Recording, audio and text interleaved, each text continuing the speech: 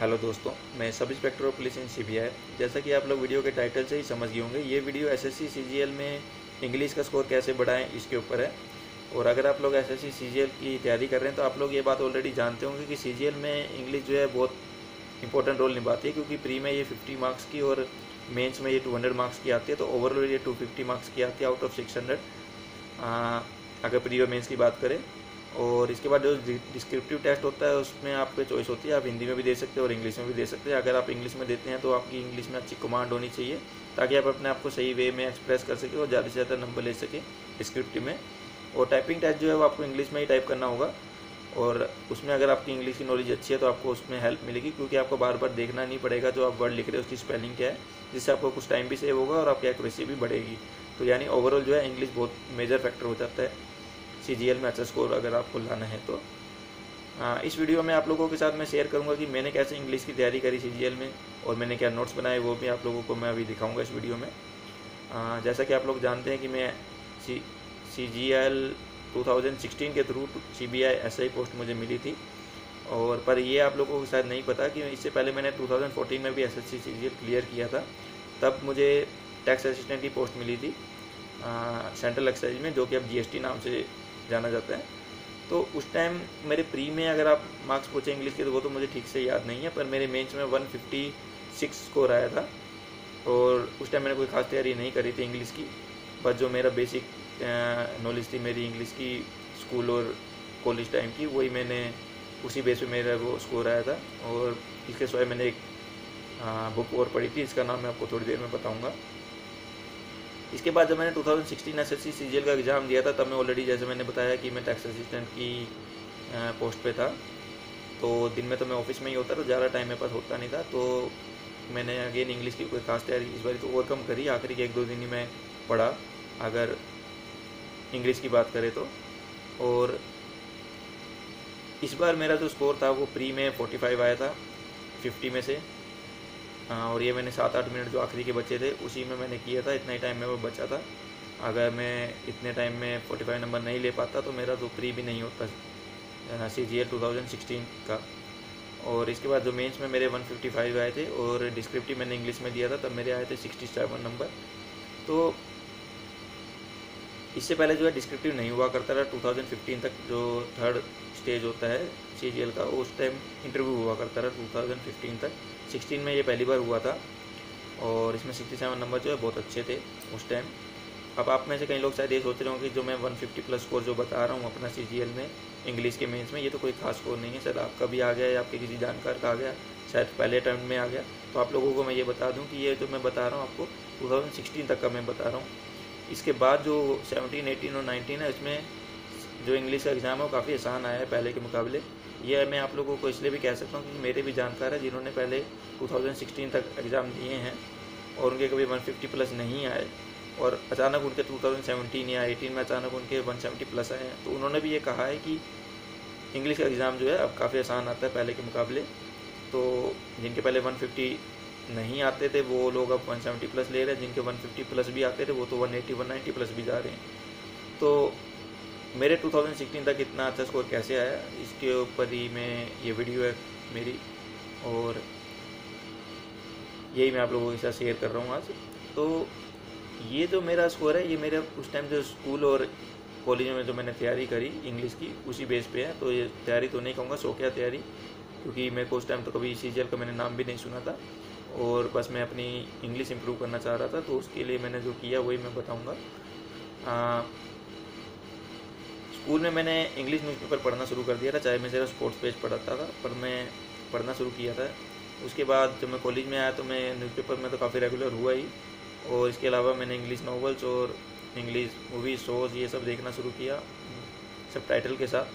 तो इससे होता ये था कि अगर मुझे कोई नया वर्ड मिलता था जो मुझे नहीं आता इंग्लिश का, वो मैं एक नोटबुक में लिख लिया करता था, जिससे मेरी उसका मीनिंग लिख लिया, जिससे मेरी वोकैबुलरी काफ़ी इम्प्रूव हुई। अब आप लोग शायद ये सोच रहे होंगे कि ये तो हम भी करते हैं, तो इससे हमारी इंग्लिश तो खास फ़र्क पड़ा नहीं है, ना ही हमारे स्कोर पर कुछ खास फ़र्क पड़ा सीजीएल के। तो इसमें आपके मेरे में एक फ़र्क हो सकता है, मैं सिर्फ वो वर्ड नहीं लिखता था, मैं पूरी लाइन जिसमें मुझे वो वर्ड मिला है वो लिख लिया करता था। फिर वो लाइन अंडरलाइन करके मैं वो वर्ड अंडरलाइन करके मैं उसका मीनिंग लिखता था कि इसका मीनिंग ये है। या फिर अगर मैं उस वर्ड को ऑनलाइन चेक करता था तो उसका कोई मुझे मीनिंग के साथ सेंटेंस मिलता था, तो मैं वो सेंटेंस जो भी मुझे ओरिजिनल सेंटेंस या इस तरह चेक करके मिलता था वो मैं लिख लिया करता था, और फिर उसका अंडरलाइन करके उस वर्ड का मीनिंग लिख लिया करता था। ऐसा आप ऑनलाइन डिक्शनरी आप देखेंगे तो उसमें भी वर्ड के साथ उसका मीनिंग के साथ नीचे उसका यूसेज होता है कि कैसे इसको किसी सेंटेंस में लिखा होता है, लिख सकते हैं आप। तो वो आप ये ट्राई करके देखिए। आप सिर्फ वर्ड मत लिखिए, पूरी लाइन लिखिए, फिर उस वर्ड को अंडरलाइन कीजिए, उसका मीनिंग लिखिए। इससे होता ही है कि आपको उसका मीनिंग ही नहीं, उस वर्ड को यूज़ करना भी आ जाएगा, और उसका किस तरह की प्रीपोजिशन यूज़ होती है ये चीज़ें आपको आ जाएगी कंपैरेटिवली। अब सिर्फ अगर वर्ड यूज़ करते हैं तो आपको वर्ड मीनिंग याद रहेगा और उसको यूज़ करना नहीं आएगा, कुछ समय बाद आप मीनिंग भी भूल जाएंगे। अच्छा, इसके बाद मैं एक और चीज़ करता रहा, कोई मुझे लाइन अगर मिलती थी जिससे मुझे कोई अच्छा वर्ड तो नहीं मिला, नया वर्ड, पर लाइन मुझे अच्छी लगी कि हाँ, मैं ये सोचता था कि इसकी इंग्लिश कैसे होगी, वो मुझे कहीं मिल जाती थी नोवेल या किसी अखबार में, तो वो मैं लिख लिया करता था ताकि मुझे कल को अगर याद नहीं तो मैं देख सकूँ। इसके बाद ये स्टेप पे ही नहीं रुकना आपको, क्योंकि मैं भी इसके बाद एक और स्टेप किया करता था। मैं अपने दोस्तों से अगर बात कर रहा हूँ तो उनसे वो वर्ड यूज़ कर लिया करता था इंग्लिश में, या फिर वो टेक्स्ट में यूज़ कर लिया करता था। अब अगर मैं आप लोगों को बोलूँ कि आप रोज़ अपने किसी फ्रेंड के साथ 10 मिनट इंग्लिश में बात कीजिए तो आप शायद ये नहीं कर पाएंगे एक हफ्ते तक भी, क्योंकि इंडिया में मदर टंग जो है वो इंग्लिश नहीं है। आप शायद 5 मिनट बात करेंगे, 10 मिनट बात करेंगे, उसके बाद जो है अपनी मदर टंग में चले जाएंगे। और यही होता है, क्योंकि जैसा कि मैंने कहा कि इंडिया में जो इंग्लिश जो है वो मदर टंग तो है नहीं है, तो आप शायद 2 दिन 3 दिन आप ये फॉलो कर पाएंगे, उसके बाद ये आप छूट जाएगा आपकी तरफ से या आपके फ्रेंड की तरफ से। तो मैं आपको ये तो नहीं कह रहा कि आप रोज़ बात कीजिए, आप कर सके तो बहुत अच्छी बात है, पर आप कम से कम ये जो नया वर्ड है ये आप रोज़ यूज़ कर लीजिए, और यही मैं किया करता था। इस तरह वो वर्ड जो है आपको समझ में भी आएगा, उसका यूज़ करना भी आएगा और आपको याद भी हो जाएगा। और जैसे मैंने कहा कि कोई नई लाइन से मेरा मतलब है कोई लाइन जो आपको हिंदी तो इंग्लिश नहीं आती थी वो आपको मिल जाती है, तो वो लिख लीजिए, चाहे उसमें कोई नया वर्ड आपको नहीं भी मिलता है तो इससे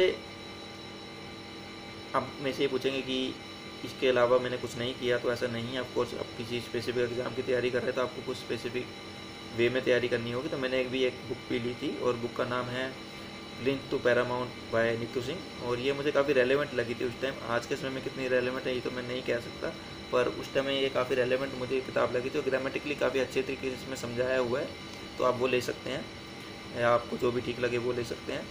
इसके अलावा वोकेबलरी के लिए एक मेरे घर पे एक किताब थी जो मैंने उससे तैयारी तो नहीं करी, 1-2 बार देखी और मुझे ठीक लगी काफ़ी, वो है नॉर्मन लुइस की वर्ड पावर मेड इजी। इसमें क्या है कि वर्ड्स आपको दिए हुए हैं, उनकी आपको ओरिजिन भी बताया हुआ है कि ये वर्ड कहाँ से आया और इस तरह के सिमिलर वर्ड्स कैसे होते हैं, तो वो आपको काफ़ी फ़ायदेमंद हो सकती है। पर उसमें शायद ये नहीं दिया होगा सेंटेंसेस, अगर दिए हैं तो बहुत अच्छी बात है। अगर सेंटेंस नहीं दिए उनमें वर्ड्स के साथ, तो वो आप उसका मीनिंग डिक्शनरी में देखिए, ऑनलाइन डिक्शनरी में देखिए, और उसके नीचे जो वर्ड के साथ जो सेंटेंस दिया होगा वो भी लिखिए, सिर्फ वर्ड तक आप सीमित मत रहिए। तो ये तो हो गया बुक का कैसे आप करना है, और कैसे आप दूसरी अलग जगहों से आप वर्ड ले सकते हैं। और मान लीजिए मैं आपको कहूँ कि मुझे हिंदी नहीं आती, तो आप मुझे ये तो नहीं करेंगे कि आप एक 500 या 1000 वर्ड्स की वोकैब की मुझे बुक दे दें और कहें कि ये पढ़ लीजिए, इसके बाद आपको हिंदी आ जाएगी, इसके बाद आप हिंदी का एग्ज़ाम भी क्लियर करेंगे। ऐसा तो नहीं होगा, क्योंकि हम लोगों ने भी हिंदी कैसे सीखी है। सबसे पहले तो हम जब छोटे थे तो घर पे बोलना सीखा हमने थोड़ा बहुत, उसके बाद उसको एक प्रॉपर वे में जिसे कहते हैं ग्रामेटिकली और अल्फ़ाबेटिकली, वो हमने आ ई ई और जो व्याकरण है वो हमने स्कूल में सीखी। पर क्या हम स्कूल तक लिमिट रहे, क्या हम उस बुक तक लिमिट रहे? नहीं। हम उसके बाद वो कोई भी नई चीज़ हम सीखते थे, हम घर पे बोलते थे, अपने दोस्तों से बोलते थे, घर वालों से बोलते थे, और कितने तो वर्ड हमने मूवीज़ से, नाटकों से सीखे होंगे जो हमें याद भी नहीं होंगे। पर इसी तरह से कोई लैंग्वेज हम सीखते हैं, चाहे वो हिंदी हो या इंग्लिश हो, तो इसी तरह आप जो है सिर्फ एक बुक तक लिमिटेड मत रहिए। आप बुक में रूल्स सीखते हैं, बहुत अच्छी बात है, और उसको वहीं तक लिमिटेड मत रहिए, आप उसको यूज़ करिए। आप अलग अलग सोर्सेज से इंग्लिश सीखिए, तभी आपको वो आएगी बेटर वे में। नहीं तो आप हमेशा कंफ्यूज रहेंगे कि यार वो रूल था, ये रूल था, कौन सा रूल लगाऊँ मैं। क्योंकि अब हिंदी की बात करते हैं तो हिंदी में तो हम नहीं सोचते हैं कि हम लड़के हैं तो हम कैसे बात करेंगे, हम लड़की है तो हम कौन सी ग्रामर लगाएंगे। तो क्योंकि हमारे अंदर समा गया है, हम वैसे ही बोलते हैं जैसे हमने बहुत पहले सीखा होगा, पर अब हमारे को बहुत आसानी से सोचना भी नहीं पड़ता। तो ऐसे ही इंग्लिश है, इंग्लिश लैंग्वेज में आप ग्रामर सीखिए, उसके बाद आपको यूज़ करिए। अगर मैं अपने आप को एक बुक तक लिमिट कर लूँ और मुझे हिंदी सीखनी है, मान लीजिए मैं अमेरिकन हूँ, तो मैं ये सोचूं कि मैं कभी किसी से हिंदी में बात नहीं करूँगा, मैं कभी हिंदी का अखबार नहीं पढ़ूंगा, मैं हिंदी का नोवेल नहीं पढ़ूंगा, मैं बस एक किताब से सीख जाऊँगा, तो ऐसे तो नहीं हो पाएगा। तो यही इंग्लिश का है। तो आप सिर्फ बुक तक मत लिमिटेड रहिए, बुक बिल्कुल आप लीजिए पर बुक तक लिमिटेड मत रहिए, तभी आपकी जो समझ जो है किसी लैंग्वेज की, इंग्लिश की, वो बेटर होएगी। तो जैसा मैंने आपको कहा कि मैं आपको नोट्स दिखाऊंगा अपने, तो मैं अपने नोट्स दिखाता हूँ आपको। अगर आप इसको नोट्स कह सकते हैं, ये एक छोटी सी किताब मैंने कॉलेज में लिखनी शुरू की थी, और इसको आप नोट्स कहें या क्या कहें, इसमें मैं दिखाता हूँ मैं कैसे इसमें लिखा करता था, तो आपको दिख सके तो ये आप देख सकते हैं। जैसे ये लाइन मैंने लिखी होगी, इसमें मैंने अंडरलाइन किया हुआ है, या फिर कोई और लाइन्स होंगी जिसके मैं अंडरलाइन किया हुआ है, या कोई एक ऐसी ही लाइन मुझे कोई अच्छी लगी तो वो भी मैं लिख लिया करता था। तो इसमें मैं एग्जांपल आपको बता देता हूँ। तो मैंने लिखा हुआ isn't that Danny Boyle hobnobbing with our kids. तो ये जो होबनोबिंग है, ये मैंने पहली बार उस टाइम ये वर्ड देखा था। इसका मतलब होता है मिक्स सोशली और इनफॉर्मली, यानी किसी के साथ मिक्स होना इनफॉर्मल में। और ये वर्ड जो है मैंने उस टाइम पहली बार देखा था, तो मैंने लिख लिया। अब ये जो डैनी बॉयल है, ये एक हॉलीवुड के डायरेक्टर प्रोड्यूसर हैं। इन्होंने स्लम डॉग मिलियनेयर भी बनाई थी, और ये उस टाइम एक न्यूज़ आई थी, तो वहाँ से कोई मैंने न्यूज़पेपर में जो मैंने देखा होगा वो मैंने लिखा हुआ। इस तरह से मेरे को मेमोरी भी मेरी इसके साथ कुछ जुड़ी हुई है कि वहाँ से मैंने ये वर्ड लिया था। इसी तरह कोई और लाइनें भी हैं जो मैंने लिखी हुई हैं। तो इस तरह से टोटली 1300 के करीब शायद लाइन्स होंगी टोटल। तो सारी लाइन आपको याद नहीं करी, पर वर्ड मैं आपको बता रहा हूँ। जिस तरह आपको किसी की चीज़ के साथ जुड़ जाती है मेमोरी, तो आपको आसान होगा। अब आपको मैं ये बताऊँ कि इसमें से कहीं एसएससी सीजीएल में भी आए हैं वर्ड्स, और आगे भी आएंगे, और कहीं बाहर से भी आते ही हैं। तो हर चीज़ तो मैंने नहीं लिखी है, तो हर चीज़ मुझे लिखने की ज़रूरत भी नहीं है। कई चीज़ें मेरे को याद है, मेरे को ज़रूरी नहीं समझा मैंने लिखना। पर अगर आप इस चीज़ को कहें कि ये मुझे दे दीजिए, मैं रट लूँगा इसको, तो आपकी बात नहीं बनेगी। इस तरह आपको अपने आप बनाना होगा, ताकि आपकी अपनी मेमोरी जुड़े, आपको अपने आप एक डेवलप होए। जैसा मैंने बताया कि ऐसे तो आप 500-1000 की कोई भी बुक लीजिए, रटा मारिए, ऐसे तो आपकी बात नहीं बनेगी। बननी होती तो हर बंदा ऐसे कर लेता, पर ऐसे तो हिंदी भी, जैसे मैंने बताया, हिंदी भी नहीं सीख पाएंगे, तो इंग्लिश तो हमारी मदर टंग भी नहीं है। तो यही चीज़ है। तो आप इस तरीके से समझिए इंग्लिश को, उसके बाद आप करिए। क्योंकि इंग्लिश में जब क्वेश्चन पूछे जाएंगे, वहाँ पर पैसेज भी आएगा, वहाँ पर जंबल वर्ड्स भी आएंगे, वहाँ पर एरर फाइंडिंग भी आएगी। तो अगर आप इस तरह से अलग अलग सोर्सेज से सीखते हैं, तो आपकी समझ बढ़ेगी। फिर उसके बाद आपको कई बार होता है सेंटेंस इंप्रूवमेंट का, जिस तरह क्वेश्चन आते हैं। तो अगर आप अलग अलग सोर्सेज से आपने इंग्लिश पढ़ रखी है, समझ रखी है, तो आपको वहाँ पर आइडिया हो जाएगा, यार ये लाइन जो है कुछ गलत लग रही है, ऐसी होनी चाहिए।